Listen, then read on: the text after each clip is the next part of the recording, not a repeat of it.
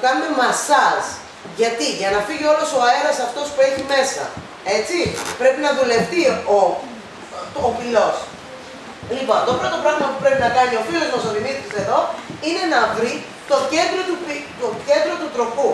Αν δεν το βρει, σε λίγα δευτερόλεπτα, όπως θα σηκώσει, θα προσπαθήσει να σηκώσει το βάζο, αυτό θα χαλάσει, θα διαλυθεί, θα φύγει. Λοιπόν, βλέπετε, βάζει συχνά νεράκι, όχι πολύ, λίγο στα χέρια του, αλλά γιατί το βάζει? Γιατί ο πυλός στεγνώνει και σπάει και θέλει λίγο να τον βοηθήσουμε με λίγο νεράκι, έτσι, και να γλιστράει. Θα μας φτιάξει αυτό εδώ το βάζο, παιδιά. Θα σας το δείξω ζωγραφισμένο. Αυτή η φόρμα τη λέμε κρατήρα. Στα παλιά χρόνια οι βασιλιάδες ρίχνανε νερό και κρασί, τα ανακατεύανε και πίνανε, σαν κούπα. Έτσι. Αλλά αυτή τη φόρμα εμείς εδώ τη λέμε κρατήρας. Κρατήρας. Λοιπόν, το πρώτο πράγμα που πρέπει να κάνει, τώρα θα δείτε, δουλεύει με τα γυμνά του δάχτυλα και με τους δύο αντίχειρές του σε λίγο, βλέπετε, πιέζει για να δώσει το βάθος του βάζου. Και τώρα πάλι με τα δάχτυλά του θα τραβήξει για να δώσει το ύψος του βάζου. Και μετά πάλι με τα δάχτυλά του θα ανοίξει για να δώσει το σχήμα του βάζου. Έτσι.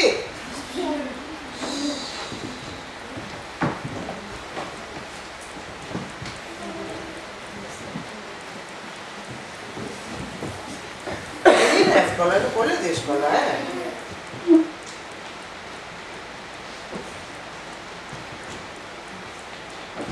Και μετά θα μας φτιάξει και άλλη φόρμα, βλέπετε. Πώς πήρα αμέσως σχήμα. Αυτό όμως όταν θα ξεραθεί θα μικρύνει κιόλας, δεν είναι αυτός ο όγκος του, έτσι. Εγώ να συνεχίσω παράλληλα αφού βλέπουμε. Όταν φτιάξει το κεντρικό σώμα θα το αφήσει για 2 ώρες να στεγνώσει, παιδιά. Μετά από 2 ώρες αυτό το βάζο που σας είπα, ο κρατήρας έχει και 2 χεράκια. Αλλά δεν μπορώ τώρα να τα κολλήσω αμέσως, γιατί άμα τα κολλήσω αμέσως θα πέσουν και θα χαλάσει και το βάζο. Θα αφήνω 2 ώρες να στεγνώσει και μετά κολλάω τα 2 χεράκια. Μετά το αφήνω για 1 μέρα, παιδιά, να στεγνώσει έτσι. Έτσι ακριβώς. Είδατε που έχει μικρύνει. Είδατε που έχει μικρύνει. Και μετά το γυρνάω ανάποδα για 1 εβδομάδα. Έτσι. Γιατί το κάνω αυτό? Γιατί η βάση του βάζου μας είναι πιο χοντρή και κρατάει πολύ υγρασία. Ενώ εδώ τα χείλη είναι πιο λεπτά και η υγρασία έχει φύγει. Και εγώ τι θέλω να στεγνώσει ομοιόμορφα. Γιατί αν δεν στεγνώσει ομοιόμορφα και το βάλω στο φούρνο, Δανάη μου, η φίλη μου η Δανάη, η βοηθός μου, γεια σου Δανάη, και το βάλω στο φούρνο και δεν έχει στεγνώσει ομοιόμορφα, αυτό θα σπάσει.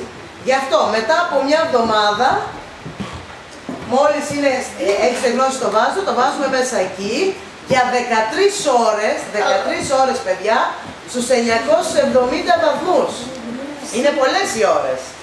Και μετά αμέσως αλλάζει χρώμα και από πράσινο ανοιχτό παίρνει αυτό το χρώμα, το κεραμικό. Και ακούστε, είναι κεραμικό, είναι ανθεκτικό. Δεν σπάει τώρα, τι σας είπα εγώ πριν. Με τη φωτιά τι το κάναμε, τι το βοηθήσαμε, να ψηθεί και να μην σπάσει, να μην πελάσει, να μην διαλυθεί. Ακούστε. Άμα το πετάξεις κάπου. Θα σπάσει. Ένα ποτήρι, άμα θα ρίξουμε κάτω, άμα μας πέσει ένα ποτήρι με νερό, δεν θα σπάσει. Λοιπόν, και μετά ο φίλος μας ο Δημήτρης, εκτός από κεραμίστας εδώ, είναι και ζωγράφος. Και όπως φτιάχνει τα βάζα, μετά τα ζωγραφίζει. Και δίνουμε διάφορες μορφές στα βάζα μας από την ελληνική μυθολογία. Αυτά ήταν τα βήματα πώς μπορούμε να φτιάξουμε ένα βάζο. Και τι διαδικασία θέλει ένα βάζο. Μέχρι εδώ καλά. Μπράβο. Λοιπόν, Δημήτρη, αυτό να φτιάξουμε άλλο ένα, φτιάξει μια άλλη φόρμα. Φτιάξει έναν φορέα.